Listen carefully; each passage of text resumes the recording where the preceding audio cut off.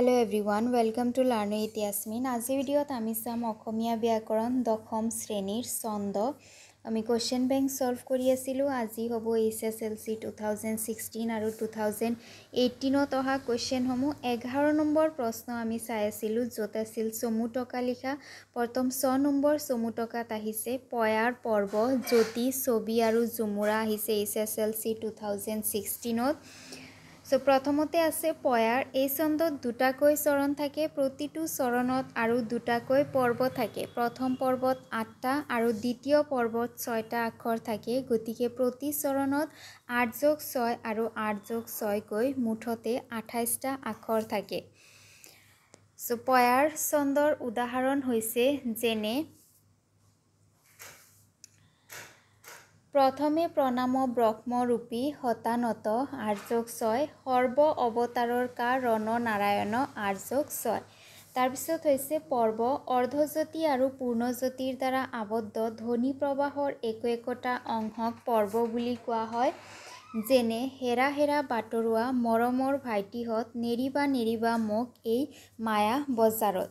ইয়াত পংক্তি দুটাৰ প্ৰতিটোতে দুটাকৈ মুঠ 4টা পৰ্ব আছে। হেৰা হেৰা বাটৰুৱা এটা পৰ্ব হয়, মৰমৰ ভাইটিহঁত এটা পৰ্ব, নেৰিবা নেৰিবা মোক এটা পৰ্ব আৰু এই মায়া বজাৰত এটা পৰ্ব, মুঠতে 4টা পৰ্ব আছে।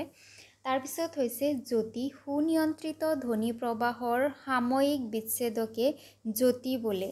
যেনে প্ৰথমে প্ৰণাম ব্ৰহ্মৰূপী সনাতন সৰ্ব অৱতাৰৰ কা ৰণ নাৰায়ণ। ইয়াতে ব্ৰহ্ম আৰু কাৰ পাছত অৰ্ধজ্যোতি পৰিছে আৰু হতানত আৰু নাৰায়ণৰ পিছত পূৰ্ণজ্যোতি পৰিছে। এইটো হৈছে অৰ্ধজ্যোতি আৰু এইটো হৈছে পূৰ্ণজ্যোতি।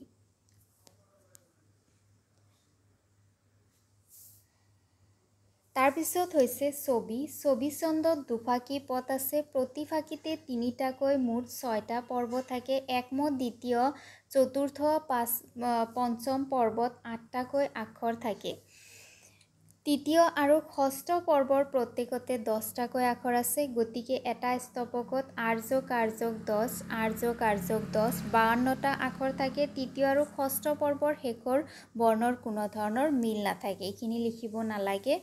সো ইয়াতে তাৰপিছত ইয়াৰ পৰা আকৌ ষ্টাৰ্ট হ'ব। যেনে আজি শেষ জীৱনৰ আৰতি দীপত মোৰ সপ্তশিখা উঠিছে উজলি, কলিজা ৰুদ্ধ ৰেখা অনল পৰশে জ্বলি, ধূপ ভস্ম যাব বাটে মিলি।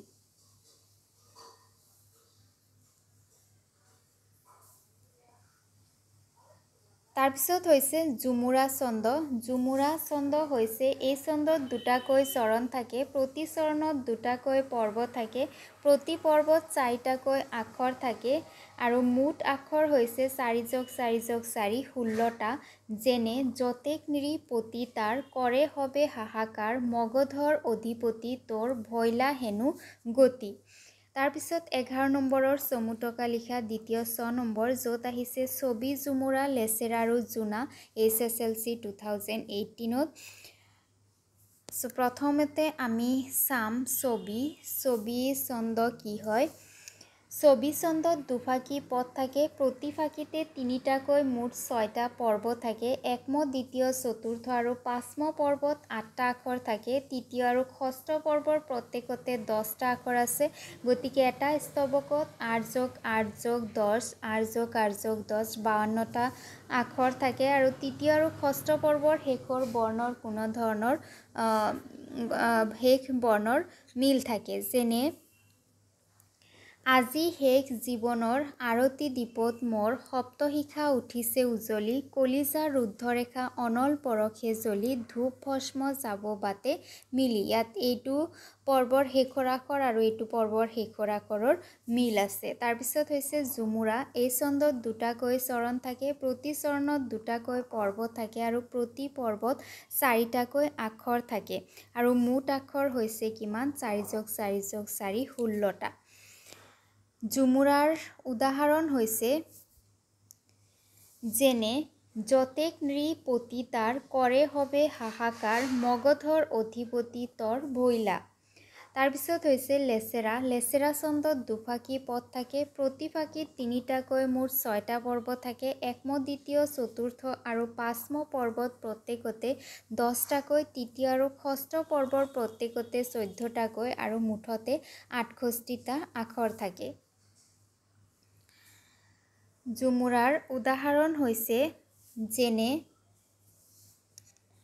বলি নিগদতি যদুপতি ৰাম ৰাম ৰাম ৰাম, কিনো কৃপা মোক কৰিলাহা নাৰায়ণ, দেৱৰো দুৰ্লভ অতি হয় ৰাম ৰাম ৰাম ৰাম, গৃহতে থাকিয়া দেখিলোঁ তুজো চৰণ। তাৰপিছত হৈছে জোনা। এই ছন্দত 4টাকৈ চৰণ থাকে, প্ৰতি চৰণত 2টাকৈ পৰ্ব থাকে। প্ৰথম পৰ্ব 6টা আখৰে, দ্বিতীয় পৰ্ব 5টা আখৰেৰে গঠিত, গতিকে 6 + 5 + 6 + 5 × 2 ইয়াতে থাকে 44টা আখৰ থাকে আৰু কেতিয়াবা 6 + 6 + 6 × 2 মুঠ 48টা আখৰো থাকে। যেনে সত্ৰাজিতে পাছে গৃহক পাইল, ইয়াতে 6 + 6 আছে। অনেক মাংগল্য বাদ্য বজাইল, 6 + 6 ইয়াতে 6টা ইয়াতে 6টা। দেৱৰো গৃহে সি প্ৰাণ পাতি, 6 + 5। তাৰপিছত আছে নিবেদল্য মণি বিপ্ৰৰ হাতে। এইখিনি আছিলে আজিৰ ভিডিঅ'ত। আজিৰ ভিডিঅ' ইয়াতে শেষ কৰিছোঁ। ভিডিঅ' ভাল লাগিলে লাইক কৰিবা আৰু চেনেল ছাবস্ক্ৰাইব কৰিবা। Thank U.